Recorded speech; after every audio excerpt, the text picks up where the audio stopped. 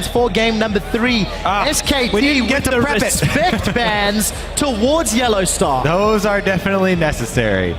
The Nautilus he had so much success on in the group stages, and this Annie last game, tremendous, multiple 4- and 5-man stunts to set up the equalizers. You got to take away one of these parts because Huni's equalizers, if you have anything to set them up, just devastating. So LeBlanc will actually be banned by Fnatic this game. So they're taking a different approach here in Game 3 to what we've seen them play in our first couple of matches. Interesting. Hecarim's still on the board and Kalista both still on the board. Fnatic also really high priority on Urgot as well. And there's the Urgot ban actually by SKT. I think they want to first pick the Rek'Sai again, more than likely, unless the Kalista is up. Exactly. If you give him Kalista, then that's crazy. Okay. Not that crazy. So where does Fnatic go from here? Hecarim seems like a really good choice for Huni. Yes, his Rumble is amazing, but Hecarim has been the go-to. I mean, let's talk about the Rumble for a little bit more. I mean, landing amazing Rumble ultimates is hard in itself, but landing them under duress in a 2 versus 1 situation, yeah, I haven't seen anyone do that before. 30 seconds left on the clock. A lot of discussion in Fnatic's camp. Yellow Star does play Thresh, and with the support bans, maybe they don't have to early. Yeah, maybe they don't have to early pick top lane. They can't take the Sivir here. That's what they did in the first game of this series. Again, we've talked about the limitations of the champion pool for Steelback, so I think they're just going to grab that early, have him on that comfort pick, and they really rely on that initiation. And SK Telecom, what's interesting to me is that they've gone away. They're shying away from the top lane bans. No Hecarim ban this game. Instead, they're taking away the hard CC in the bottom lane for Fnatic. And in a way, playing Thresh right here for Fnatic or picking it instead of the Gragas early is probably the better call because they rely on that crowd control to make Huni's teleports work in the bottom lane. And I like that strategy because both of these top laners has shown that they're well-versed in all of the powerful top lane champions right now. And if you don't fully commit to that strategy, there's no point in only throwing a couple of bans to that lane. Faker's Azir locked in very quickly, though. And will we see the Thresh here? Because otherwise these bans don't make a whole lot of sense, I don't think, from SKT, but they may just go for the Lucian now instead. And the Azir, very interesting, of course. Easy, and I think, maybe the better Azir player on this team. No Nunu. No Lulu. Interesting. I wonder what they're going to go with for their top lane. And are they going to have a Maokai for a team fight set up here? They've got pretty good poke and pretty good disengage now. SK Telecom leaving their duo lane to last pick. Both teams running this clock down. You can feel the tension as we get into game number 3. Monty, you talked about the Sivir pick previously. Febvin with arguably a little bit of a bait on the RE. Where does Fnatic prioritize? Do they look at the support to deny the Thresh from Wolf? Get some of that CC for Huni ganks? I feel like a hard CC initiation support is of a fairly high priority for Fnatic to lock in right now. The other thing is that Febvin has taken these matchups with Faker on fairly equal footing, taking these skill matchups. I'd like to see Cassiopeia. It's actually a really close matchup with Azir. Cassiopeia actually can out-damage Azir in the 1 versus 1 early on, pure DPS. And it was banned in both previous games. That's right. Well, now this is obviously going to be a Huni Cassiopeia if they lock it in with Zed. Wow, okay. All right. So we get a very interesting matchup in the top lane, but this Rek'Sai a bit of a threat, and the kill pressure on Cassiopeia and top's going to be quite big, especially, I mean, if we see the Rek'Sai plus the Twisted Advance coming in. Yeah, you're taking the Cassiopeia top lane into a Rek'Sai jungle, into a Maokai that can set up ganks like no other. This is a very, very scary situation. Maybe they go for a lane swap. They try and get Steelback away from the 2 versus 2.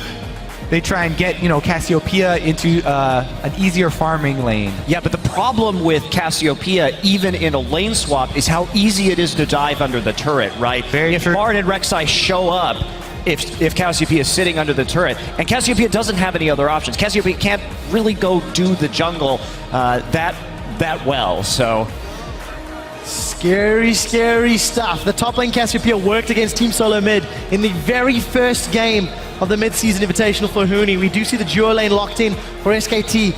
Disengage in tankiness from the Alistair as well as AD carry Ezreal for Bang. So they're going for a lot of poke with this composition. They want to be able to siege turrets, and they've got a huge, huge front line as well. It's going to be very difficult for Fnatic to crack SK Telecom's composition in the late game.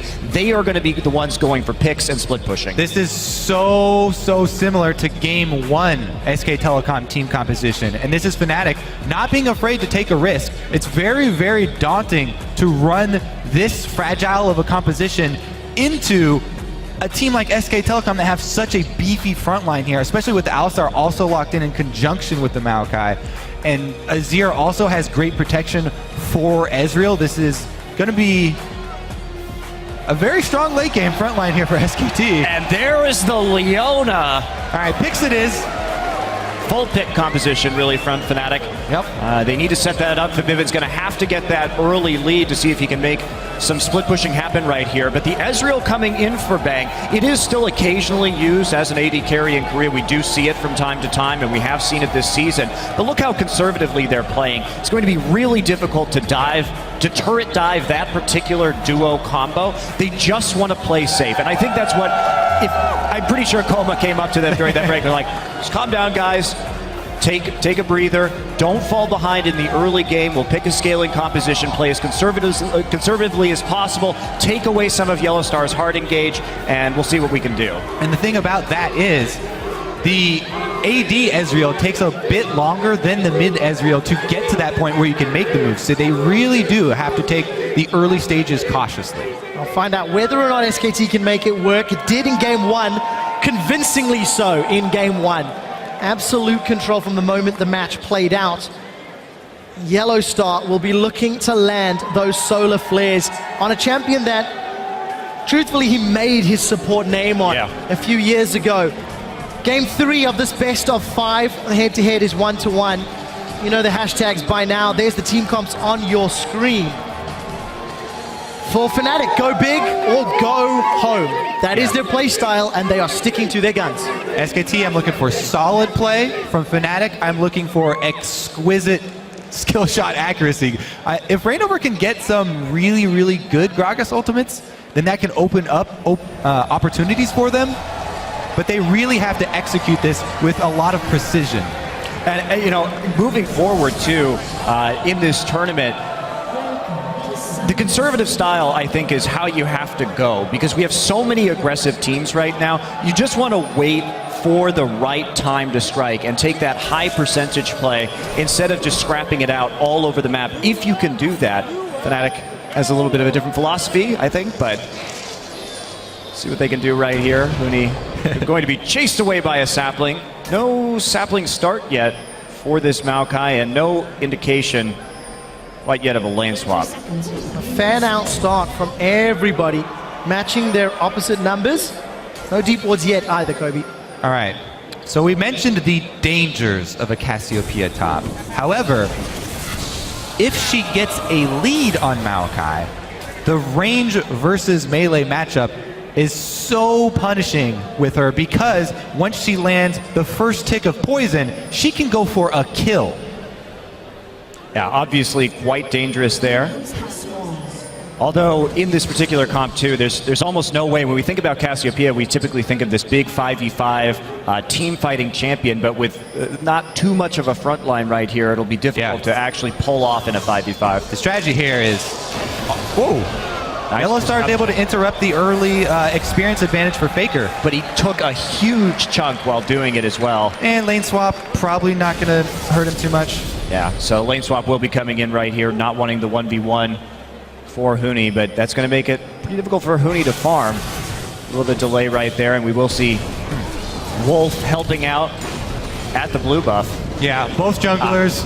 Giving it to Marin. So they're going to do that. So Marin, we see this especially on Maokai and Korea, and if we harken back to actually IEM, we saw the GE Tigers do this up against SK. Just give the blue buff over to Maokai early, farm from range, and try and get some sort of lane swap advantage. I'm going to go all the way back to 2011. CLG did that when Hotshot was Cho'Gath.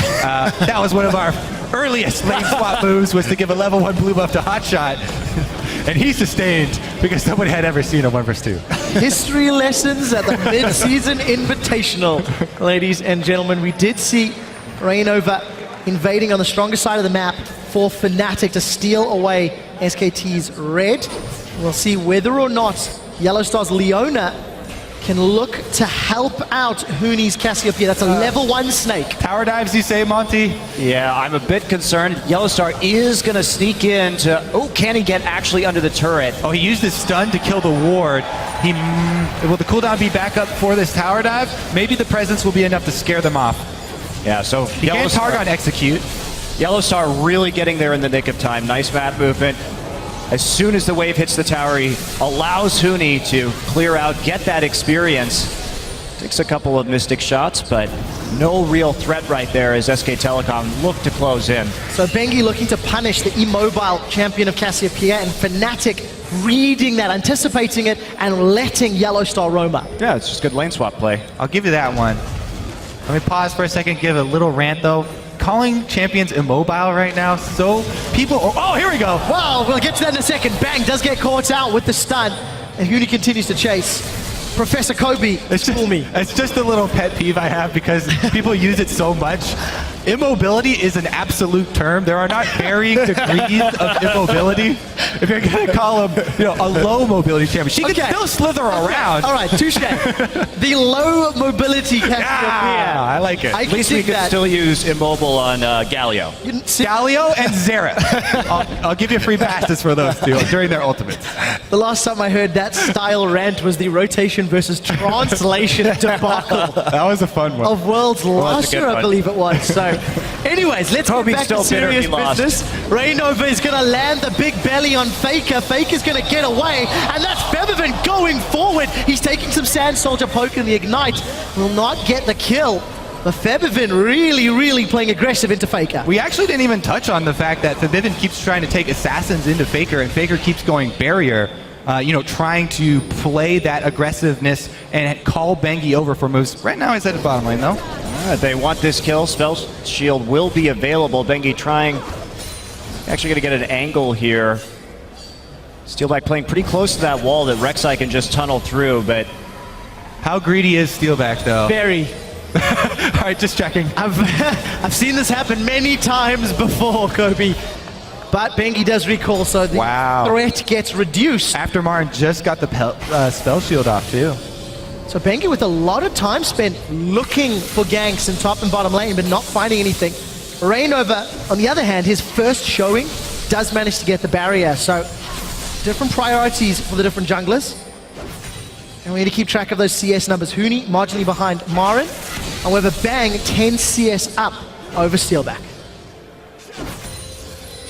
Yeah, that wave pushing into the turret too for Maokai right now, so he should be able to get some more farm. Bang starting to zone out now that Wolf is back in the river. Wolf went on a little warding mission into the jungle. Here's them calling Bengi to try and prey on the Vivian's carnivorous tendencies.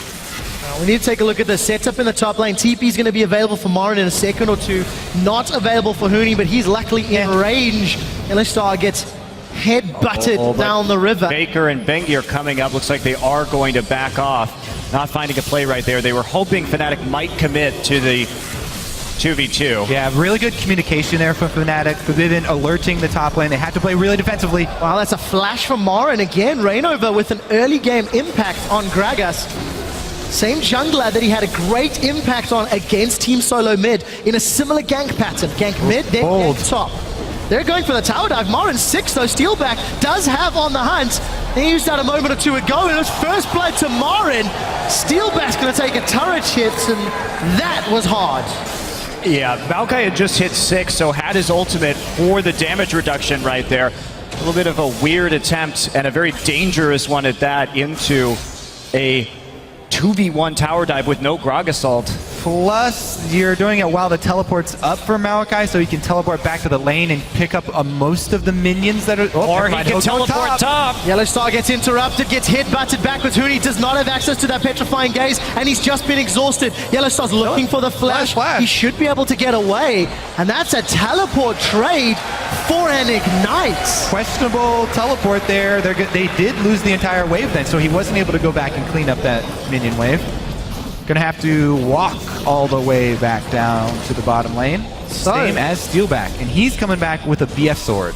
Questionable play from Reignover in the bottom lane, but now Huni's in trouble. He instantly flashes and bang lands the true shot barrage. That's a kill for SKT.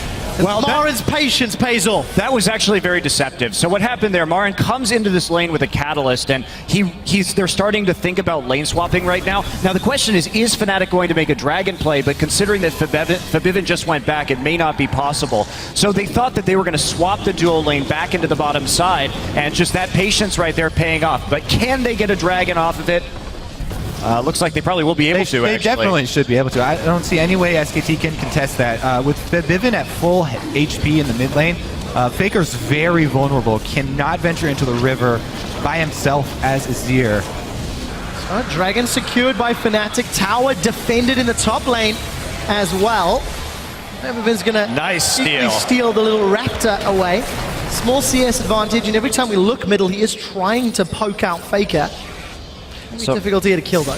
Yeah, Manamune going to be the first item here. A little bit late on that tier. Bang never recalled previously up in that top side, so see how fast he can stack that one up, but the kill will be doing him a few favors at the very least, and see how Marin can do up against Huni with that first blood gold. Yeah, so 500 cost for the dragon basically.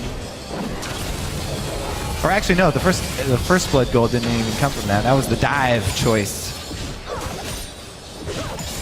Terrible one at that. Steelback, 10 CS down. He will be meeting head-to-head with Bang's Ezreal. Does have a small experience advantage. Not too much to speak of. We do see that both Wolf and Yellowstar making their way to lane, but Yellowstar will be there first. He is also down on levels against Wolf and Reignover. Another invade. Both of these junglers spent a lot of time in their opponent's jungle. Yeah, the thing here is that Reignover's got the early Sightstone though, so on his early visits into the jungle, he can deposit a bunch of deep wards, whereas Rek'Sai still not back to base in time to buy her Sight wards, or her Sightstone, so the visits into the jungle not as fruitful. And there's the death mark coming in. And will it be enough? The pop and the ignites! Fabivin, but that one v1's Faker. Wow, great all-in from Fabivin, and the barrier just not quite enough to save Faker. Now they're going on the Wolf. Wolf gets melted by the support jungle combo. Here comes Steelback, SKT in retreat. Wolf knocks Yellowstar away, and it's Steelback that gets the kill. Fnatic pick up a string of kills across the map. The full pick team, they immediately, they waited like 30 seconds between getting their deep vision down and making picks in the red side jungle. Yeah, that's exactly what they want to do. And SK Telecom, we saw Wolf looking at Gragas in the jungle. He knew that was warded up, and yet they walked into a very dangerous area, get picked off by the Sivir ult. So good play by Fnatic, but they can't, SK Telecom cannot walk into those jungles under those conditions. Bangy must have a large amount of gold because he still hasn't gone back to purchase with Rek'Sai. He's actually going to be going for just a pink ward and the Cinder. So no sign of that sight ward quite yet. Cinderhawk definitely going to speed up the clear for the jungle, but the lack of vision, they've already paid the cost for it. We'll see if Fnatic can keep it up. Their team composition is so heavily built around starting the engages and getting the damage on the right targets. If Marin's ever tanky enough to have a front line with Bengi, Faker and Bang have a lot of range. Right, again, it's a similar story to our first game.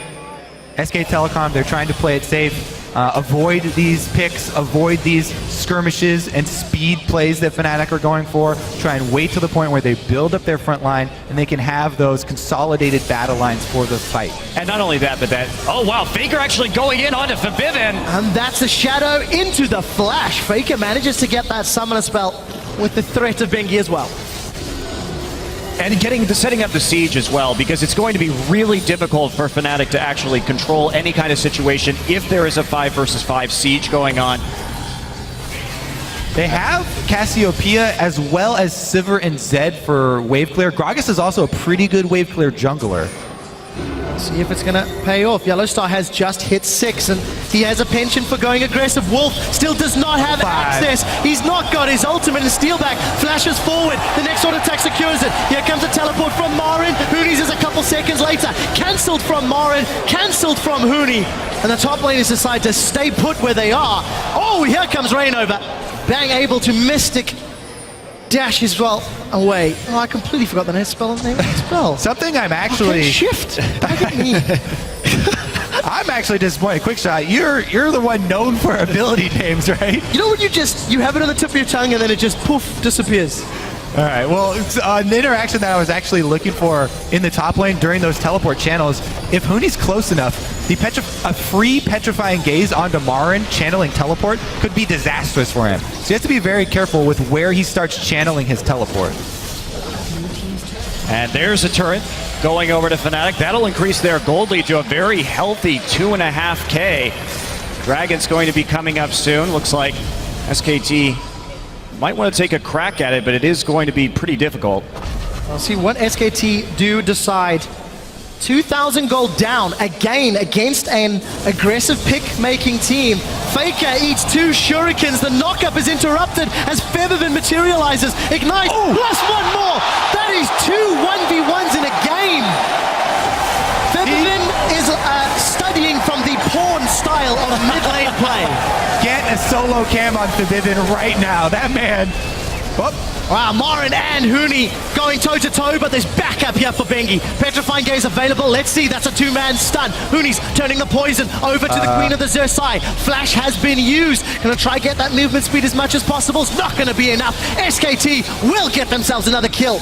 They invested a lot. What can Fnatic take in reply? SKT still playing from behind. Now, Dragon up in 10 seconds, however. Wolf trying to hold on to this big lane turret. And he's going to have to pop his ultimate. Looks like he may be able to delay long enough. And Hooney doesn't have the TP, so SKT can get... Tagged him, that's it. Sorry. It doesn't do that much damage. Getting excited, Kobe. So let's take some... Hey man, 2-shot barrages, they don't just come from Faker. Let's take a step back. Wolf, with the Unbreakable Will, defends the mid turret. That is important to note. SKT even out the kill trade 1-for-1, and now they are setting up for Dragon. Yeah, they have the advantage onto Dragon. Hooney just heading into the top side. Looks like Fnatic happy just to give this one up. They don't have the death mark available either, so there's not really any way they can contest this. They're not going to try. And that's probably the best possible plan. At least Hooney can get some more farm in the top side.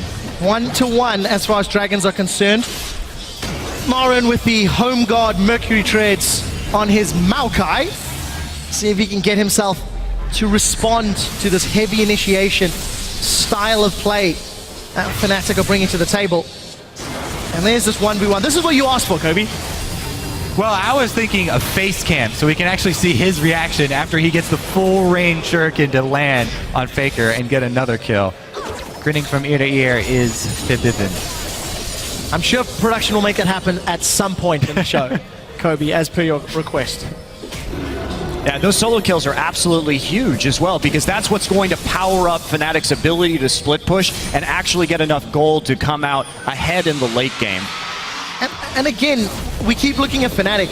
The team that was playing in the group stages simply no longer is on the Rift, because these guys are all individually performing. Febiven played Zed in the group stages and left a lot to be desired. And now all of a sudden he's found his confidence, he's found his sea legs, and he's showing up. Bang, getting pretty close to that brush. Hooney is there. Petrifying Gaze, not going to land the stun. That did not stun at all, but Bang will be forced to arcane shift and flash away. Hooney unable to secure the kill, as it's Febiven that's setting up for the top lane tower. You know, Well, Faker's going to be able to dash away thanks to those soldiers. And the tower is going low. Let's see if Yellowstar and Steelback can get any pressure. No, they cannot. Because of the response from SKT, they are really digging deep to defend this outer turret. And actually switching Zed up into the lane with Marin. He only has MR right now, so it's a pretty tall order to ask Marin to defend against this. He did go for the home guard. Interestingly, not a normal Marin build that we see. Again, it's usually picking up that Catalyst, then the Shroud, and then the Cowl, or Cowl then Shroud. So, bit of a different strategy, and Fnatic has got a good read on this situation. Yeah, when you have these two high damage solo laners, swapping them around in this 1-3-1 when the Sivir has the wave clear mid is such a strong mid-game strategy here for Fnatic because they're opposing damage types and it's getting them outer turrets, stack up that global gold. They can use this lead to actually invade inside the jungle. Now they have the outer ring down, they can start to get the vision. Still one left to go. And that's where the picks come in. So this is all going to plan for Fnatic. This is absolutely perfect for their composition. For SKT, they do still have the benefit of scaling on their side. That tree becomes more and more tanky as the game goes on, and Faker and Azir will start to get to a point where those very squishy damage dealers of Fnatic can get heavily poked out by those Arisen soldiers. Can he channel Easy Hoon? Well, not so far, apparently. Not yet. Yes, he is. Popping off, is that an American saying? I don't know what the kids are saying these days. Well, thank you for that one, Boy. Ebevin is indeed popping off. Yeah, so I guess we have to revisit the substitutions here for SKT, right? When do they feel necessary to bring in EasyHoon? And I actually also think that it's kind of sad that they don't have Tom here as well.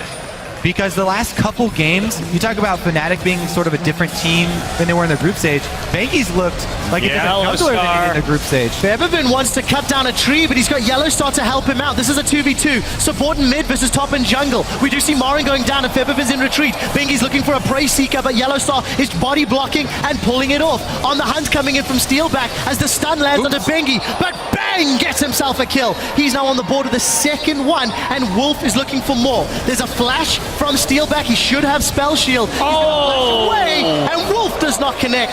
Steelback gets out alive. It's a trade 1-for-1, and Hooney's pushing the bottom lane. Yeah, they traded flash for flash right there at the very end. Flash pull not going to land. Fibivin managing to get out of that situation.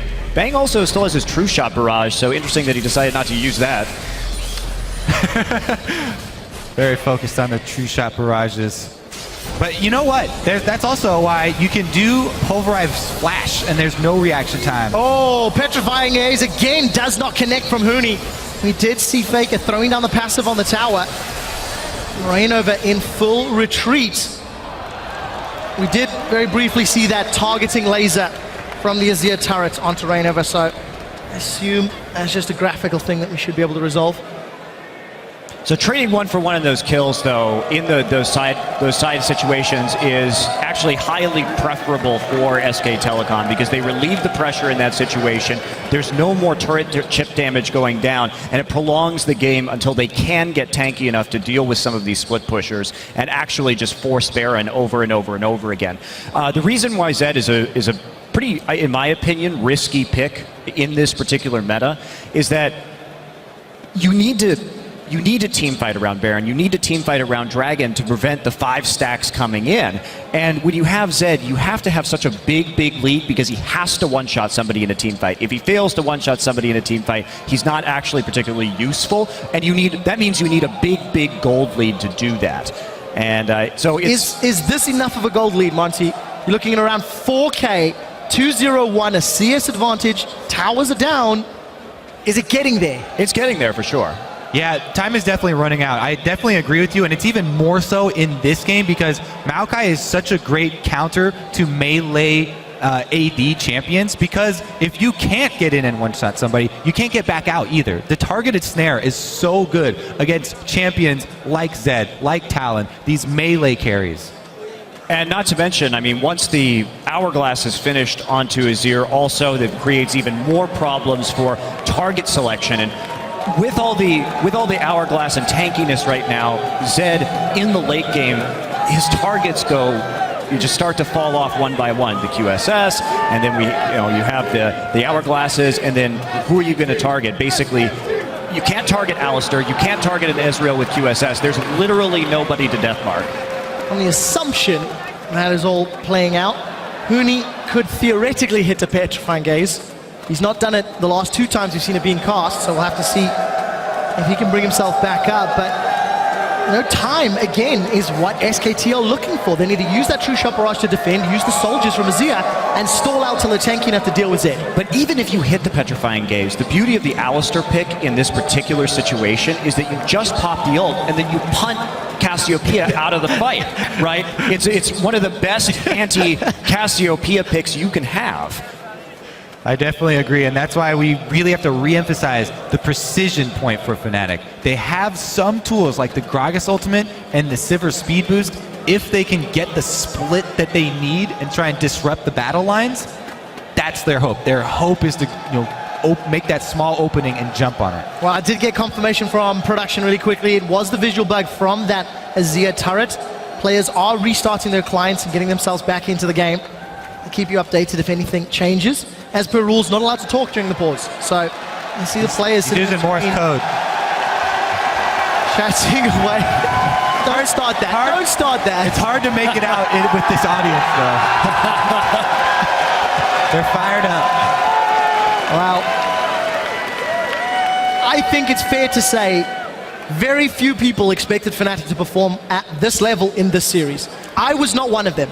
I did not think you weren't one of them that wouldn't think? Don't give me double negative. Right, let me do this again. I did not think Fnatic would be going toe-to-toe with SKT as they are right now. I didn't think Fnatic would be doing this well in this tournament. I mean, if we look at their run through the EU playoffs, it was considerably sloppier than what we've seen them bring here. This is a level of precision from Fnatic that I didn't think they had in them. Yeah, you can say, yes, we know what Fnatic will do all day long.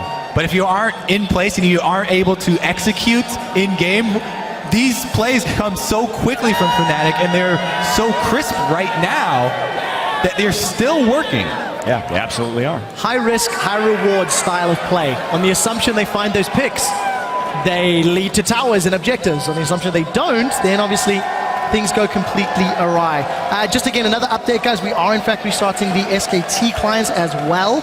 It's the additional delay, so hopefully we should get back shortly. I can see a few of the players slowly starting to trickle back into the server. 20 minutes, 10 seconds on the clock. SKT, Monty, some uncharacteristic misplays, a few small mistakes. Game 2 much more now than Game 3. We saw the same out of GE Tigers at Intel Extreme Masters, which is something that nobody really expected going into the tournament. I mean, SKT, we saw some sloppy play from them in the playoffs as well, especially in the CJ series. So I guess I'm not too surprised by this, but they have shown that they can really pull it together when everything's on the line. They're not a team that really buckles under pressure or anything like that. So what's the trigger to bring easyHoon in? I don't know. If at all. I don't know. I think that they probably will stick with Faker, depending on his performance. I mean, after this one, maybe you say, well, if we're going to go for Azir, we're going to leave this Cassiopeia unbanned, because remember, coming in, SK Telecom were the ones banning Cassiopeia, so they can really kind of turn this matchup around and try and get both of those unbanned and easyHoon on one or easyHoon on Vladimir, and we may see a very different kind of game. Maybe if they feel the need to ban the LeBlanc, after Vivin had that great LeBlanc game, then they can just sub in easyHoon, and they're like, you know what, we would ban LeBlanc anyway. Yeah. So we've heard some theory. We are back in game. Remind everybody, SKT versus Fnatic. Number 1 seed from groups versus the number 4 seed. Head-to-head in the series 1-1. And SKT find themselves 3,000 gold down, reeling under Fnatic's aggressive plays. Something that I actually overestimated, which actually sometimes I do a lot with jungle, were the jungle bans. Banky's been getting Rek'Sai over and over, but Reignover, I've been so impressed with Reignover, especially the early game. He's been doing really well with this Gragas, keeping up and actually surpassing Banky in this one with map control. The early Sightstone and that early setup for the picks there was a very small timing window to make that happen and get into the red side jungle and get the vision down. and he jumped on the opportunity. He's had a lot of control for Fnatic. I think there's also a lot to be said about Reignover's growth in his jungle patterns against Bengi and SKT in comparison to yesterday's match. Monty, we were talking in prep for this series about how Reignover just seemed lost when Bengi was playing the Nunu, and yet he didn't know how to read him. In this game in particular, Bengi has been unable to make plays through other members of Fnatic, but Reignover's got multiple flashes, multiple ganks in the early phases, the first 5-10 minutes. Yeah, I think that he's definitely shown up today. And talking about junglers too, given how this tournament has played out, I kind of want to go back to Kobe's questions about Tom, which is SK Telecom's substitute jungler. Given that this has been a very scrappy, mechanical tournament, you have to wonder if Tom was really the better pick here. Yeah, Tom isn't as I think, he doesn't have the same foresight that Bengi does, but he is very reactive. His reactions are instant. Yeah, and he really likes to fight early on. So against this group of teams, there was a possibility that they could have run with Tom, but also Tom has had some quite poor games at times too. He does play a higher risk style of jungling, but when everyone's fighting all the time, I honestly think you'd rather have Tom. And hindsight being 2020, nobody would have thought it was going to be SKT versus Fnatic in the semi-final. Well, This chaotic style was written off by so many people. Even myself and Officio were going, how will it go? We're like, well, we're secretly, quietly hopeful that the aggression will pay off, but it's so risky and it backfires so frequently. Yeah, I think I wouldn't gamble on it every time, but well, Fnatic sure are, that's for sure. Their coach is a professional gambler, Monty. former poker professional, I will have you know. Now an upstanding coach, according to Reddit, one of the best in Europe. Definitely leading Fnatic the way the team needs to be led. You know, you see the growth in their play style. All right, guys, while the players on stage are looking into this matter, we will be heading over to the analyst desk to help us chat more about the matchup. Thank you, gentlemen. And guys, we're with you on this. We're excited to get back in the game as soon as humanly possible. But until that point, we get a bit of a moment to break down the game midway through. And I do have to say again, pointing towards that mid lane, you know, Febivin, after a questionable first game, just as Voidboy put it, popping off here in game 3. We thought of the weaknesses that Fnatic had going into this, but I am absolutely loving how they're playing to their strength, completely unfazed by what SKT has to bring. Zed's not viable in Korea, it's viable in Europe. They're pulling it out, getting solo kills against Faker, help Steelback make it out of lane, and then the game's just going so well for them. We have such an exciting match on our hand. Really, the cards are not over and not given right now. I think that, you know, was all right, I got to interrupt you because just like that, we're ready to get back in the game. Exactly. So I knew you'd be happy to hear that. We're going to toss it right back over to the guys to get us into it.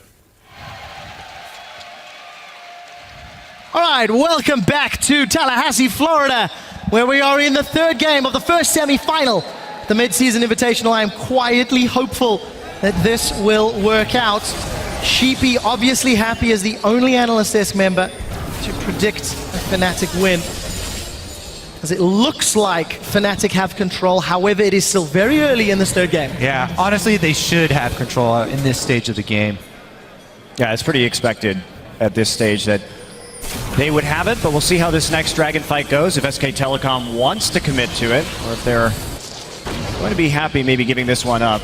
Double Blade Zed does have a decent amount of vision coverage. Split pushing already while the Dragon's up. Oh, here comes the teleport. They do want to defend it. Well, it looks like Fnatic's low fight. Marin's coming in from the side. Reignover does get the barrel. Now Dragon secured by SKT. That was the second as Fnatic are looking for the team fights. They do have crab control, which means extra speed as well as Sivir speed. Febivin as well as Huni. Double team to take down Bengi. Now Huni's on the sideline. Poison ticking away onto Wolf. That unbreakable will is breakable by Febivin. Yellowstar flashes over. He gets the slow, but the petrifying gaze gets nothing and nada. Fnatic lose Dragon, get 2, and turn for a tower. But they have the wave right there on the mid lane turret, so they will be able to take a tier 2 almost certainly right here. True shot barrage down, no way to clear out that wave. It may be close. Oh, Reignover's in trouble, and he just gets bounced all over the lane. The tower survives, and SKT get themselves a kill in reply. Oh, close right there. Good defense by SKT. Faker managing to get over the wall and hit the Emperor's Divide and helping to clear out that wave. So, see what Marin just going to head topside at least for the moment. And just split push a little bit. Let's take a look at that fight again. I mean, this is looking at the knockups, I imagine. Yeah, Faker making a case for himself to stay in this series. Snare set up there from Marin. And Rainover takes a ride. I didn't know Rainover could fly. Also, just great zoning from those Sand Soldiers as well. One in front, one to the side, making sure that no one could walk up while the play was being made. Just like that, all the goodwill of the team fight from Fnatic squandered or outplayed by SKT. They get their first tower of the game.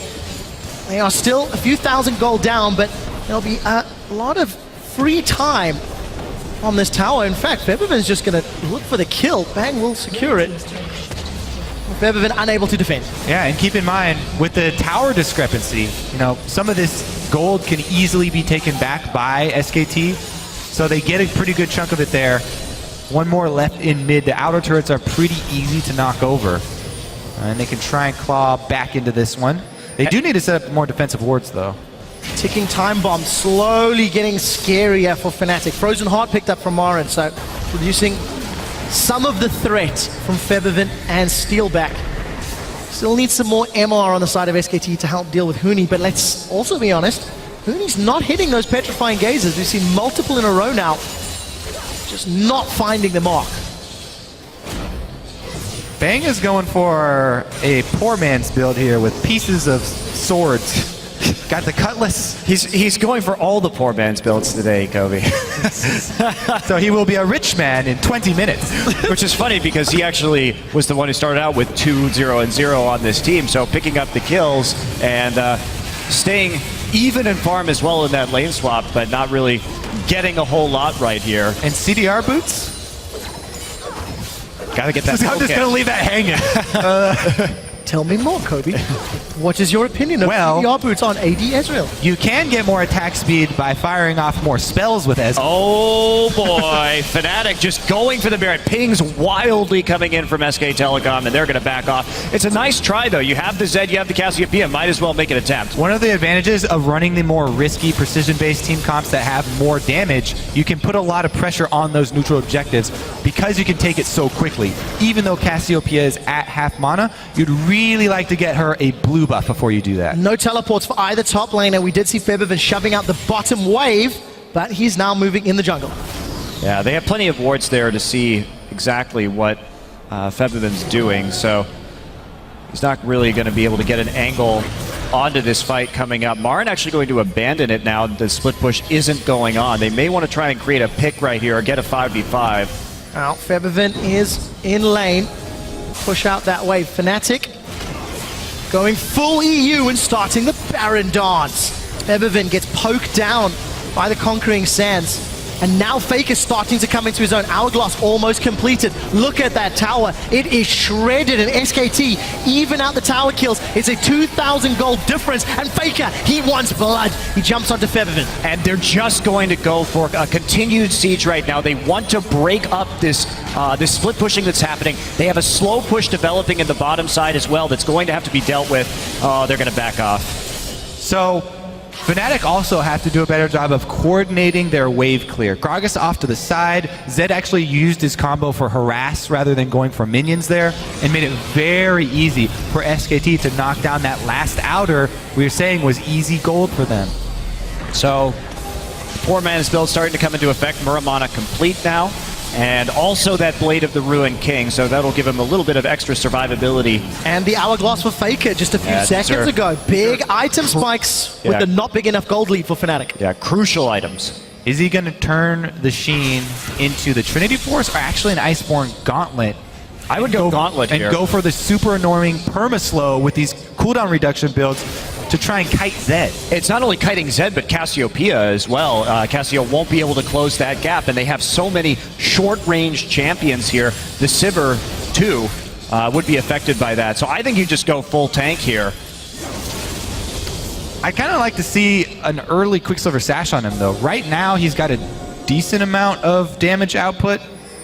Quicksilver Sash, it would double for Zed and for Cassiopeia, as well as if you get hit by one of those Yellow Star really long-range solar flares that's just looking to pick somebody off from a very long distance. All right, big wave in the top side for SKT to deal with as this Dragon's going to spawn in a few seconds. Febiven looking for a turret here in bottom. Will SKT make a TP play? The other thing about SKT's mid push is they were able to clear out most of the vision for Fnatic. Now, there have been wards in the bottom side for a while, so it's been dangerous for Zed to split. Here we go! Yellow Star and Rainover coming in from the backline. Marin was teleporting into the pit, but Febiven's in trouble. He's not going to get the kill, and that's a shutdown from Bang. SKT with a great start to the fight. Double kill for Bang as Petrifying Gaze does nothing. SKT, 2 kills on the board. They turn their attention now you can to the middle lane, and what an easy team fight. Fnatic did not find their targets. This is why these comps are so risky. Because SKT, there's so many ways for them to win this game, but there's really only one for Fnatic. And so that's going to be a Baron. Dragon will go over to Fnatic and it gets something for it. But this gold lead is going to vanish, and the very scary Ezreal Azir Siege is going to hit the turrets. Precision, precision, precision. Fnatic were not able to focus down either of their main DPS targets. The Azir and the Ezreal. Bang was able to kite very easily. The Blade of the Ruined King active also, he was able to heal with. And there's your QSS coming. Now he's got QSS on top of it. He's... Well, Febiven will be relegated to side lanes if those items are telling us anything. We'll see whether or not Fnatic can show some map play as opposed to just pick-based play. And it looked like Bang wants to go Trinity Force. Here's that team fight once more.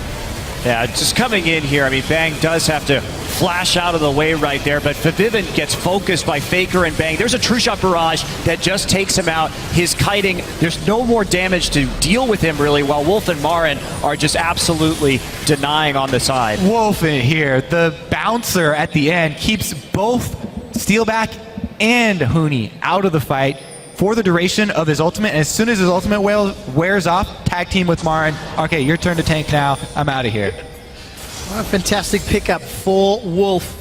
It was the very last lock-in for SKT, and that Alistar is just doing so much work. SKT even on gold, but that will change shortly as they look to secure their 4th tower of the game. Fnatic opt not to defend while they simply can't. And SKT looking for their 2nd, and just like that, SK Telecom now in control. They're still moving forward right here. They absolutely can dive these turrets as well. If they don't want to just zone and poke off, they do have the Righteous Glory on their top lane Maokai as they press into the base right here. And it's hard because even if you can get, how do you get onto the back line right now if you're Fnatic? One of the big issues is the Azir passive covering your flanks.